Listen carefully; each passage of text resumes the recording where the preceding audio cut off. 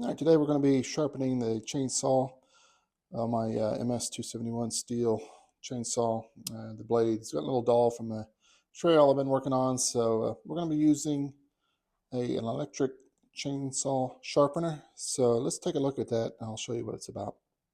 I bought this electric chainsaw off of Amazon. There's probably similar models. I don't know if it has its own brand name or not, but here's some of the specs on it. Just plugs right into the wall.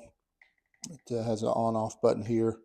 This knob controls how far down it goes, so that you don't dig into your chain when you push down.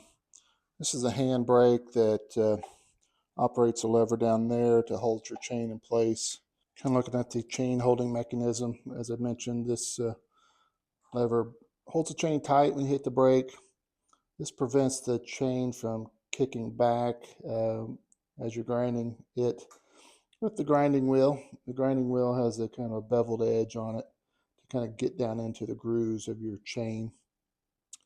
You'll go one way and do an every other tooth.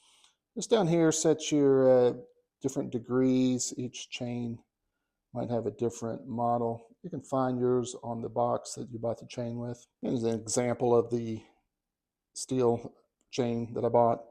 As you see, the part number is 26RM3. You just flip the box over, find that on the back, 26RM3, and come over, and it's 30 degrees.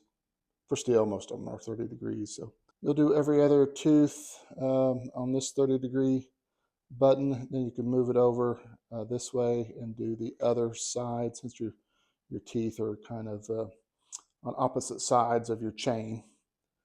This has some adjustments here too to make this tighter or looser when your chain goes up against it. So a lot of the adjustments on it, pretty handy tool. This is the knob on the other side, like I said, so that when it comes down, that hits that post there.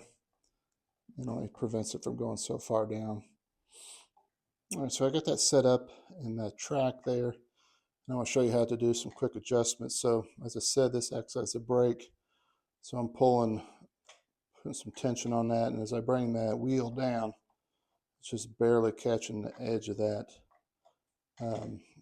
thing. But if I would kind of release it and hold that brake, kind of getting a little too much resistance there. So you easily back that off with the screw here.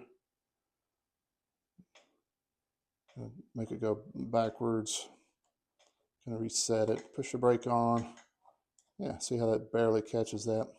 That's right where we want to be. So let's turn it on.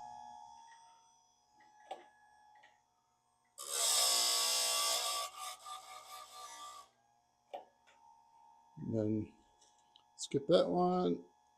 On to the next one.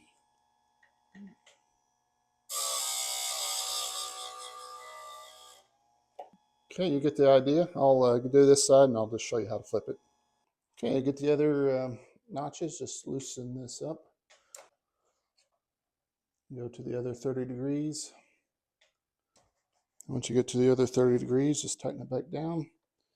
Once you got everything set up the way you want it to, just repeat the process.